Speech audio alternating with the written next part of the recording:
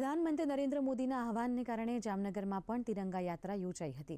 જામનગરના રણમલ તળાવથી શરૂ થયેલી તિરંગા યાત્રાને સાંસદ પૂનમ માડમે પ્રસ્થાન કરાવી હતી, જેમાં ધારાસભ્ય Rivaba Jadeja, mayor, municipal commissioner સહિત પદાધિકારીઓ ઉપસ્થિત રહ્યા હતા। આ તિરંગા યાત્રામાં બહોળી સંખ્યામાં નગરસેવક, ભાઈ બહેનો, અધિકારીઓ તેમજ શાળાના વિદ્યાર્થીઓ જોડાયા હતા।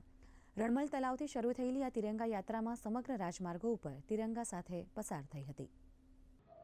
बहु संघर्ष थी, बहु लोकोना बलिदान थी मळेली आपणी आ आजादी ना पर्व ने अने राष्ट्रभक्ति ना पर्व ने उजववा माटे जामनगर मने लागे छे एक नागरिक ए रंगे रंगाणु होय त्यारे ए रंगना माध्यमथी एक ज वात दरेक नागरिक ना क्यांक हृदयमां छे, एमना आखा व्यवहार अने वर्तનમાં છે।